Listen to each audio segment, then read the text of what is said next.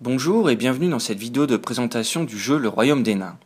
L'ancien roi de la montagne vient de s'éteindre.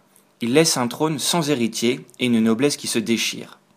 Vous êtes un des nombreux prétendants au trône. Vous participez aux tractations concernant la succession et les intrigues se poursuivront tard dans la nuit. C'est à ce moment que l'alerte retentit. Les gobelins profitent du trouble pour tenter une invasion du royaume. Voilà votre chance de vous distinguer et de rallier les salles du royaume à votre cause pour prétendre au trône. L'objectif est double. Tout d'abord, un objectif commun. Vous devrez tous ensemble empêcher les gobelins d'envahir le royaume et d'atteindre la salle du trône. De plus, vous avez un objectif personnel. Il ne peut y avoir qu'un seul roi. Vous allez donc devoir obtenir le soutien des 6 salles du royaume et être le premier à atteindre la salle du trône. Tous les nains démarrent dans la salle du trône. Puis on place les salles amovibles sur le plateau de jeu. Dans chacune des salles des coffres, on place un nombre de joyaux égal au nombre de joueurs. On place également un gobelin dans chacune des grandes portes. Puis, on dispose les cartes des salles, on prépare le paquet événement et le premier joueur prend la carte du tour pour démarrer la partie. Chacun son tour, dans le sens des aiguilles d'une montre, chaque joueur devient le premier joueur. Il joue en premier et il gère les événements gobelins pour ce tour. Il va piocher une ou plusieurs cartes événements, suivant le nombre de joueurs, et en appliquer les effets. Un gobelin ne laissera jamais une salle vide.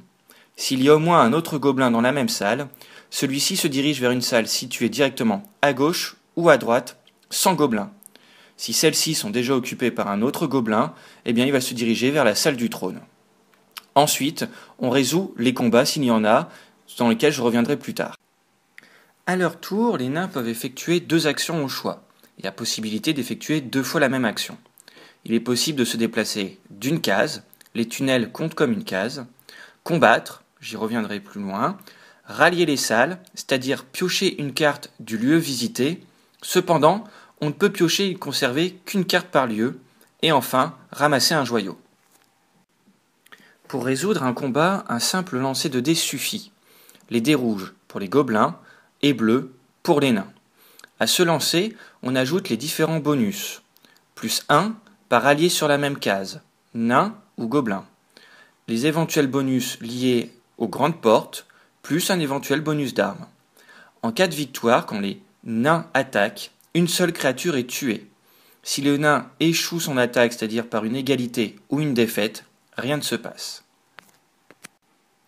Quand les gobelins attaquent, le principe reste identique, à la nuance près qu'en cas de victoire, un nain est repoussé d'une case au choix du joueur qui mène le tour des gobelins ce tour-ci. Si un nain est repoussé sur une créature, il tombe inconscient, c'est-à-dire qu'il va perdre un tour ses 2 prochaines actions pour se relever. En cas de défaite des gobelins, les gobelins sont des créatures très lâches, et donc un gobelin fuit vers la grande porte la plus proche. Si un gobelin est repoussé depuis l'une des 4 grandes portes du royaume, il est repoussé en dehors de celui-ci, il est retiré du jeu. Finalement, si un gobelin est repoussé sur un nain, il est tué. Pour gagner la partie, il vous faudra rassembler les 6 cartes de salle du royaume. Vous ne pourrez piocher qu'une seule carte par salle.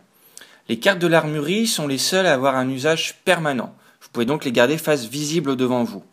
Toutes les autres cartes ont un usage unique. Vous pourrez les garder en main cachée. Vous pourrez les jouer à n'importe quel moment, elles ne coûtent aucune action. On peut les utiliser pour vous-même ou pour contrer un adversaire. Dans les 2 salles du coffre du royaume, il n'y a aucune carte à récupérer. Cependant, l'on y trouve de précieux joyaux. Chaque nain peut récupérer jusqu'à 3 joyaux dans la partie, ce qui potentiellement pourra priver certains adversaires. Ils servent à réutiliser l'une de ces cartes. Le joyau est déposé sur la carte en question et celle-ci ne pourra définitivement plus être utilisée. Potentiellement, si un gobelin passe sur un joyau, il pourra le transporter avec lui. Un des événements récurrents sont les éboulements. Les éboulements se déclenchent dans les tunnels. Tous les gobelins surpris par un éboulement sont tués. Les nains surpris par un éboulement tombent inconscients. Pour détruire un éboulement, nains et gobelins résolvent un combat de manière classique. C'est le joueur qui déclenche l'éboulement qui choisit de quel côté un nain tombe inconscient. Les trolls sont les plus puissants ennemis que vous pourrez rencontrer dans le royaume des nains. Les trolls ont un bonus permanent de plus 2 au combat. Ils respectent les règles du déplacement, mais même s'ils sont seuls sur une case, ils se déplacent à chaque tour. Deux trolls, cependant, ne peuvent se trouver au même endroit. De plus, les trolls ne fuient pas en cas de défaite, et les éboulements les rendent simplement inconscients. Finalement, les trolls transportent jusqu'à 2 joyaux sur eux. En conclusion, il vous faudra un minimum collaborer pour repousser l'assaut des gobelins. Cependant, il vous faudra faire preuve de roublardise et de courage pour devenir le seul et unique nouveau roi de la montagne.